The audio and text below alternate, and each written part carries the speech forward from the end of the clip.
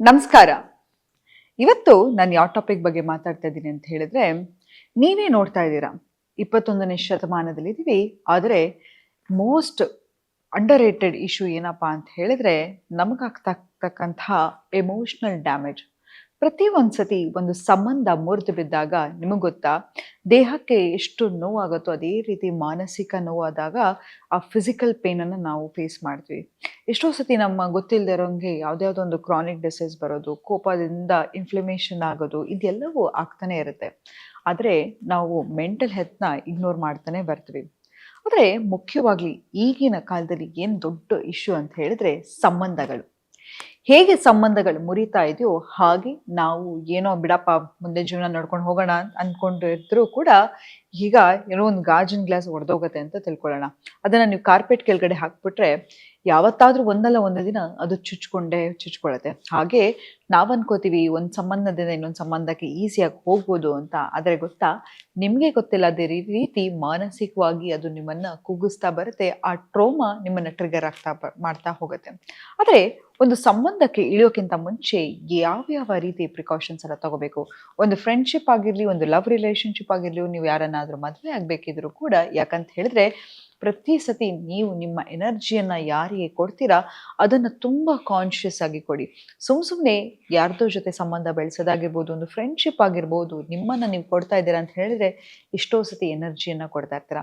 ಯಾವುದೋ ಒಂದು ಸಂಬಂಧ ಮುರಿದು ಬೀಳ್ತು, ಒಂದು ಫ್ರೆಂಡ್ಶಿಪ್ ಬೀಳ್ತು ಕೂಡ ನಿಮಗೆ ಆ ಒಂದು ವಾಯ್ಡ್ ಕ್ರಿಯೇಟ್ ಆಗೇ ಆಗುತ್ತೆ ಅಲ್ವಾ.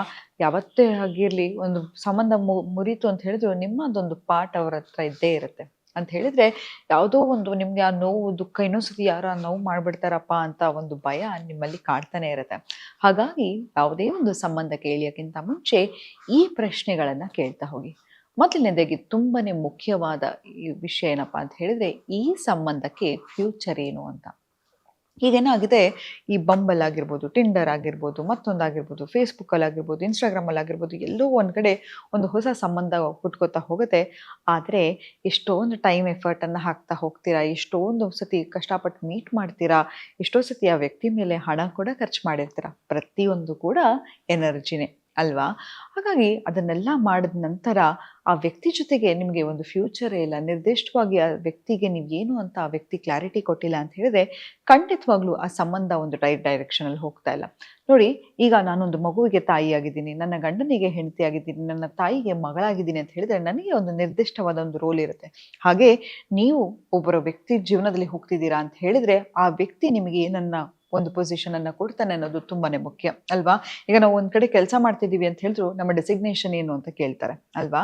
ಸೊ ಹಾಗಾಗಿ ಒಂದು ವ್ಯಕ್ತಿಲಿ ನಂಗೆ ಗೊತ್ತಿಲ್ಲ ಯಾವ ರೀತಿ ಸಂಬಂಧ, ನಾನು ಯಾರ್ದೋ ಒಂದು ಡರ್ಟಿ ಸೀಕ್ರೆಟ್ ಆಗಿರೋಕ್ಕೆ ಖಂಡಿತವಾಗ್ಲೂ ಹೋಗಕ್ಕೆ ಹೋಗ್ಬೇಡಿ. ಯಾಕಂತ ಹೇಳಿದ್ರೆ ಪ್ರತಿಯೊಂದು ಸತಿ ನಾನು ಹೇಳ್ತಾ ಇರ್ತೀನಿ, ಪ್ರೀತಿ ಮುಖ್ಯನಾ ಗೌರವನ ಮುಖ್ಯನಾ ಅಂತ ಕೇಳಿದ್ರೆ ನಾನು ಖಂಡಿತವಾಗ್ಲೂ ಚೂಸ್ ಮಾಡೋದು ರೆಸ್ಪೆಕ್ಟೇ. ಯಾಕಂತ ಹೇಳಿದ್ರೆ ಪ್ರೀತಿ ಅನ್ನೋದು ಚೇಂಜ್ ಆಗ್ತಾನೆ ಹೋಗ್ತಾ ಇರುತ್ತೆ ಅಲ್ವಾ. ನಾವು ನಿಜವಾದ ಪ್ರೀತಿ ಯಾರ ಮೇಲೆ ಕೊಡ್ತೀವಿ ಅಂತ ಹೇಳಿದ್ರೆ ನಮ್ಮ ಮಕ್ಕಳ ಮೇಲೆ. ನಮ್ಮ ಮಕ್ಕಳು ಏನ್ ತಪ್ಪು ಮಾಡಿದ್ರು ಅದನ್ನ ಸಹಿಸ್ಕೊಂಡು ಹೊಟ್ಟೆಗೆ ಹಾಕೊಂಡು ಮುಂದೆ ಜೀವನವನ್ನ ಸಾಗಿಸ್ತಾ ಹೋಗ್ತೀವಿ. ನಮ್ಮ ಮಕ್ಕಳ ಜೊತೆ ನಾವು ನಿಂತ್ಕೋತೀವಿ. ಅದೇ ನಮ್ಮ ಸಂಗಾತಿ ಇನ್ ಕೇಸ್ ಒಂದು ಫಿಸಿಕಲಿ ಮೋಸ ಮಾಡಿದ್ರು ಕೂಡ ನಾವು ಮತ್ತೆ ಅವರನ್ನ ಕ್ಷಮಿಸೋದು ತುಂಬಾನೇ ಕಷ್ಟ ಆಗುತ್ತೆ ನಮಗೆ. ಹಾಗಾಗಿ ಲವ್ ಅನ್ನೋದು ಟ್ರಾನ್ಸಾಕ್ಷನಲ್ ಆಗುತ್ತೆ, ಪ್ರೀತಿ ವೇರಿ ಆಗ್ತಾ ಹೋಗುತ್ತೆ. ನಾವು ನಿಜವಾಗ್ಲೂ ಒಂದು ವ್ಯಕ್ತಿಯನ್ನ ನಿಜವಾಗ್ಲೂ ಪ್ರೀತಿಸಕ್ಕೆ ಸಾಧ್ಯ ಅಂತ ಹೇಳಿದ್ರೆ ಅದು ನಮ್ಮ ಮಕ್ಕಳನ್ನ ಮಾತ್ರ. ಸೊ ಹಾಗಾಗಿ ಯಾವ ಫ್ಯೂಚರ್ ಇದೆ ಅನ್ನೋದನ್ನ ತಿಳ್ಕೊಳ್ಳಿ. ಮತ್ತೆ ಟ್ರೋಮಾ ರೆಸ್ಪಾನ್ಸ್ ಅನ್ನೋದು ಕೇಳಿ. ಎಷ್ಟೋ ಸತಿ ನೀವು ಯಾರನ್ನಾರು ಮೀಟ್ ಮಾಡಬೇಕಾದ್ರೆ ಡೀಪ್ ಕ್ವಶನ್ಸ್ ಅನ್ನ ಕೇಳಕ್ಕೆ ಶುರು ಮಾಡಿ. ಅಂತ ಹೇಳಿದ್ರೆ ನಿನ್ನ ಜೀವನದಲ್ಲಿ ಯಾವುದಾದ್ರೂ ಒಂದು ಟ್ರೊಮ್ಯಾಟಿಕ್ ಇನ್ಸಿಡೆಂಟ್ ಆಗಿದೆ ಅಂತ ಹೇಳಿದ್ರೆ ಯಾವುದು ಅದು ಅಂತ. ಯಾಕಂತ ಹೇಳಿದ್ರೆ ಅವರು ಆ ನೋವಿಂದ ದುಃಖದಿಂದ ಬರದೇ ಇದ್ರೆ ಆಚೆ ಪ್ರತಿ ಸತಿ ನಿಮ್ಮನ್ನ ನೋಡಿದಾಗ ಅದೇ ಪಾಯಿಂಟ್ ಟ್ರಿಗರ್ ಆಗ್ತಾ ಹೋಗುತ್ತೆ. ಎಕ್ಸಾಂಪಲ್, ನನ್ನ ಪಾಸ್ಟ್ ರಿಲೇಶನ್ಶಿಪ್ ಅಲ್ಲಿ ನನ್ನ ಸಂಗಾತಿ ನನಗೆ ಮೋಸ ಮಾಡಿದ್ರು ಅಂತ ಹೇಳಿದ್ರೆ ಅದೊಂದು ನನ್ನ ಲೈಫಲ್ಲಿ ಒಂದು ದೊಡ್ಡ ಟ್ರೊಮ್ಯಾಟಿಕ್ ಇನ್ಸಿಡೆಂಟ್ ಆಗಿದ್ರೆ ನಾನು ಒಂದು ಹೊಸ ರಿಲೇಶನ್ಶಿಪ್ಗೆ ಹೋದ್ರೂ ಕೂಡ ಇನ್ನೊಂದು ಸಂಗಾತಿಯ ಮೇಲೆ ಕಾರಣ ಇಲ್ಲದೆ ನಾನು ಆತನ ಅಥವಾ ಆಕೆಯ ಮೇಲೆ ಅನುಮಾನ ಪಡ್ತಾ ಹೋಗ್ತೀನಿ. ಹಾಗಾಗಿ ಇದನ್ನ ಟ್ರೋಮಾ ರೆಸ್ಪಾನ್ಸ್ ಅಂತ ಕರೀತಾ ಹೋಗ್ತಾರೆ.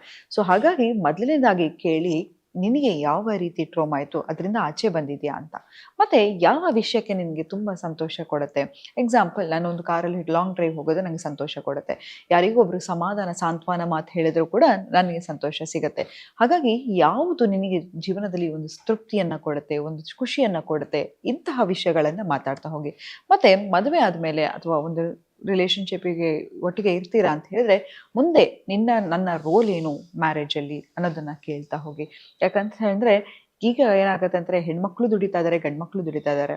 ಹಾಗಾಗಿ ಹೆಣ್ಣಿಗೆ ಮನೆಯ ಭಾರವನ್ನ ಬಿಡೋದಾಗಿರ್ಬೋದು ಅಥವಾ ಗಂಡನಿಗೆ ಹಣಕಾಸಿನ ಜವಾಬ್ದಾರಿಯನ್ನ ತುಂಬ ತೀರನೇ ವಹಿಸೋದಾಗಿರ್ಬೋದು, ಇದೆಲ್ಲವನ್ನು ಜೆಂಡರ್ ರೋಲ್ ಬಗ್ಗೆ ಮಾತಾಡ್ತಾ ಹೋಗಿ. ಮತ್ತೆ ಹೆಲ್ತ್ ಹ್ಯಾಬಿಟ್ಸ್ ಬಗ್ಗೆ ಮಾತಾಡಿ. ಯಾಕಂತ ಹೇಳಿದ್ರೆ ನೋಡಿ, ಯಾವ ವ್ಯಕ್ತಿ ತನ್ನ ಜೀವನವನ್ನ ಸೀರಿಯಸ್ ಆಗಿ ತಗೋತಾನೆ, ತನ್ನ ಬಗ್ಗೆ ತಾನು ಸೀರಿಯಸ್ ಆಗಿ ತಗೋತಾನೆ, ಇನ್ನೊಂದು ವ್ಯಕ್ತಿಯನ್ನ ಕೂಡ ಸೀರಿಯಸ್ ಆಗಿ ತಗೋತಾನೆ. ಯಾವ ವ್ಯಕ್ತಿ ನನಗೆ ಏನು ಇಂಟ್ರೆಸ್ಟ್ ಇಲ್ಲಪ್ಪ, ನಾನು ಹೇಗಾದ್ರೂ ನನ್ನ ಜೀವನವನ್ನ ನಡೆಸ್ಕೊಂಡು ಹೋಗ್ತೀನಿ, ನನಗೆ ಏನು ಹೆಂಗಾದ್ರೂ ಪರವಾಗಿಲ್ಲ ಅಂತಂದ್ರೆ ಆತ ಅಥವಾ ಆಕೆ ನಿಮ್ಮನ್ನ ಕೂಡ ಸೀರಿಯಸ್ ಆಗಿ ತಗೊಳ್ಳಲ್ಲ. ನಾನು ಅದನ್ನೇ ಹೇಳ್ತೀನಿ, ನಿಮ್ಮನ್ನ ನೀವು ಯಾವಾಗ ಪ್ರೀತಿಸ್ತಿರೋ ಇಡೀ ಪ್ರಪಂಚ ನಿಮ್ಮನ್ನ ಪ್ರೀತಿಸ್ಲಿಕ್ಕೆ ಶುರು ಮಾಡುತ್ತೆ. ಮತ್ತೆ ಮಕ್ಕಳ ಬಗ್ಗೆ ಮಾತಾಡ್ತಾ ಹೋಗಿ, ಮತ್ತೆ ತಂದೆ ತಾಯಿಯ ಜೊತೆಯಲ್ಲಿ ಇರೋದಾಗಿರ್ಬೋದು ಅಥವಾ ಸಪ್ರೇಟ್ ಮನೆ ಮಾಡೋದಾಗಿರ್ಬೋದು, ಇದ್ರ ಬಗ್ಗೆ ಕೂಡ ಮಾತಾಡ್ತಾ ಹೋಗಿ. ಮತ್ತೆ ಫೈನಾನ್ಸ್ ಬಗ್ಗೆ ಆಗಿರ್ಬೋದು. ಯಾಕಂತ ಹೇಳಿದ್ರೆ ನನಗೆ ಕೆಲವು ಸತಿ ಏನಾಗುತ್ತೆ ಅಂತ ಹೇಳಿದ್ರೆ, ನಾವು ಯಾರಾದರೂ ಕೆಲವ್ರಿಗೆ ಕೆಲವು ಅಭ್ಯಾಸ ಇರುತ್ತೆ, ಏನಪ್ಪಾ ಅಂತ ಹೇಳಿದ್ರೆ ತಾನು ದುಡ್ದಿದ್ದೆಲ್ಲ ಖರ್ಚು ಮಾಡಿಬಿಡ್ಬೇಕು ಅನ್ನೋದು. ಕೆಲವ್ರಿಗೆ ಇರುತ್ತೆ, ನಾನು ದುಡ್ದಿದ್ದೆಲ್ಲವನ್ನು ಕೂಡಿಡಬೇಕು, ಸ್ವಲ್ಪ ದುಡ್ಡನ್ನ ಖರ್ಚು ಮಾಡಬೇಕು ಅಂತ. ನಿಜ, ನೀವು ನಂಬ್ತಿರೋ ಬಿಡ್ತಿರೋ, ಮೆಜಾರಿಟಿ ಆಫ್ ದ ಡಿವೋರ್ಸ್ ಇವತ್ತು ಏನಕ್ಕೆ ಆಗ್ತಿದೆಯಪ್ಪ ಅಂತ ಹೇಳಿದ್ರೆ ಹಣಕಾಸಿನ ವಿಷಯಕ್ಕಾಗಿ. ಸೊ ಹಾಗಾಗಿ ನಿಮ್ಮ ಫೈನಾನ್ಷಿಯಲ್ ಬಿಲೀಫ್ಸ್ ಅನ್ನ ಮಾತಾಡ್ತಾ ಹೋಗಿ. ಎಷ್ಟೋ ಸತಿ ಏನಾಗುತ್ತೆ ಗೊತ್ತಾ, ಈಗ ನನ್ನ 30 ವಯಸ್ಸು ಆಯ್ತಾ, ನಾನು ಇನ್ನೊಂದು ವ್ಯಕ್ತಿ 30 ವರ್ಷದವನ್ನ ಮದುವೆ ಆಗ್ತಿದ್ದೀನಿ ಅಂತ ಹೇಳಿದ್ರೆ, ಈ ಇಬ್ರು 30 ವರ್ಷದ ವ್ಯಕ್ತಿಗಳು ಒಟ್ಟಿಗೆ ಇರೋದು ತುಂಬಾನೇ ಕಷ್ಟ ಆಗುತ್ತೆ. ಯಾಕಂತ ಹೇಳಿದ್ರೆ ನಂದು ಆಲ್ರೆಡಿ ಒಂದು ಕಾನ್ಕ್ರೀಟ್ ಪರ್ಸನಾಲಿಟಿ ಬೆಳೆದ್ಬಿಟ್ಟಿದೆ, ಇನ್ನೊಂದು ವ್ಯಕ್ತಿದು ಕೂಡ ಕಾನ್ಕ್ರೀಟ್ ಪರ್ಸನಾಲಿಟಿ ಬೆಳೆದ್ಬಿಟ್ಟಿದೆ. ಹಿಂದಿನ ಕಾಲದ ಮದುವೆ ಯಾಕೆ ಸಕ್ಸಸ್ಫುಲ್ ಆಗ್ತಿತ್ತು ಅಂತ ಹೇಳಿದ್ರೆ, ಅವರು ತುಂಬಾನೇ ತೀರ ಚಿಕ್ಕ ವಯಸ್ಸಲ್ಲಿ ಮದುವೆ ಆಗ್ತಾ ಇದ್ರು, 21, 22ರಲ್ಲಿ. ಹಾಗಾಗಿ ಅವ್ರಿಗೊಂದು ಅತಿಯಾದ ಒಂದು ಪರ್ಸನಾಲಿಟಿ ಡೆವಲಪ್ ಆಗಿರ್ತಿರ್ಲಿಲ್ಲ. ಆಗ ಅವರಿಬ್ರು ಕೂಡ ಹೊಂದಾಣಿಕೆ ಮಾಡಿಕೊಂಡು ಜೀವನ ನಡೆಸ್ತಾ ಇದ್ರು. ಆದ್ರೆ ಈಗ 2 ಕಾನ್ಕ್ರೀಟ್ ಪರ್ಸನಾಲಿಟಿ, ಫೈನಾನ್ಷಿಯಲ್ ಇಂಡಿಪೆಂಡೆನ್ಸ್ ಇದೆ, ಫ್ರೀಡಮ್ ಇದೆ, ಇಂಡಿಪೆಂಡೆನ್ಸ್ ಇದೆ, ಒಬ್ಬರ ಮೇಲೆ ಒಬ್ರು ಡಿಪೆಂಡ್ ಆಗಬೇಕು ಅಂತಿಲ್ಲ. ಹಾಗಾಗಿ ಮದುವೆಗಳು ನಿಲ್ತಾ ಇಲ್ಲ. ಆದ್ರೆ ನೋಡಿ ಎಷ್ಟೋ ಸತಿ ಸಂಬಂಧ ಶುರುವಲ್ಲೇ ನೆಂಡಾಗೋದು ಬೆಟರ್ ಆಗತ್ತೆ. ಯಾಕಂತ ಹೇಳಿದ್ರೆ ಇಬ್ರು ಒಟ್ಟಿಗೆ ಅಲೈನ್ ಆಗ್ತಿದ್ರೆ ಆ ಸಂಬಂಧ ಚೆನ್ನಾಗಿರುತ್ತೆ. ಯಾವಾಗ ನನಗೆ ಆತನಿಗೆ ನೋಡಿ, ನೀವು ಅನ್ಕೋಬಹುದು ಮದುವೆ ಆದ್ಮೇಲೆ ಈ ವ್ಯಕ್ತಿಯನ್ನ ಬದಲಾಯಿಸ್ತೀನಿ ಅಂತ ಹೇಳಿದ್ರೆ ಖಂಡಿತವಾಗ್ಲೂ ಸಾಧ್ಯ ಅಲ್ಲ. ಈಗ ನೀವು ಏನು ಬಿಹೇವಿಯರ್ ಅನ್ನ ನೋಡ್ತಾ ಇದ್ದೀರಾ ಅದು 10 ಟೈಮ್ಸ್ ವರ್ಸ್ ಆಗ್ತಾ ಹೋಗುತ್ತೆ. ಹಾಗಾಗಿ ಯಾವುದನ್ನು ಗ್ರಾಂಟೆಡ್ ಆಗಿ ತಗೋಬೇಡಿ. ಯಾವುದೇ ಒಂದು ಸಂಬಂಧ ಆಗಿರ್ಲಿ, ಬರೀ ರಿಲೇಶನ್ಶಿಪ್ ಅಂತಲ್ಲ, ಒಂದು ಫ್ರೆಂಡ್ಸಿಗೆ ನಿಮ್ಮ ಎನರ್ಜಿಯನ್ನ ಕೊಡ್ತಾ ಇದ್ರೆ ಕೂಡ ರೆಸಿಪ್ರೊಕೇಶನ್ ಅಂತ ಇದೆಯಾ ಅಂತ ನೋಡಿ. ಯಾವಾಗ್ಲೂ ಪದೇ ಪದೇ ನೀವೇ ಕಾಲ್ ಮಾಡ್ತಾ ಇರೋದಾಗಿರ್ಲಿ, ಆ ಕಡೆಯಿಂದ ಕೂಡ ನಿಮಗೆ ಅದೇ ರೆಸಿಪ್ರೊಕೇಶನ್ ಸಿಗ್ಬೇಕು, ಒಂದು ಮರ್ಯಾದೆ ಸಿಗ್ಬೇಕು, ಗೌರವ ಸಿಗ್ಬೇಕು. ಫ್ರೆಂಡ್ಸ್ ಜೊತೆ ಹೋದ್ರು ಕೂಡ ಯಾರು ನಿಮ್ಮನ್ನ ಗ್ರಾಂಟೆಡ್ ಆಗಿ ತಗೋಬಾರ್ದು ಅಂತ ಹೇಳ್ತಾ ಇವತ್ತಿನ ಸಂಚಿಕೆನ ನಾನು ಮುಕ್ತಾಯಗೊಳಿಸಿದ್ದೀನಿ. ಧನ್ಯವಾದಗಳು.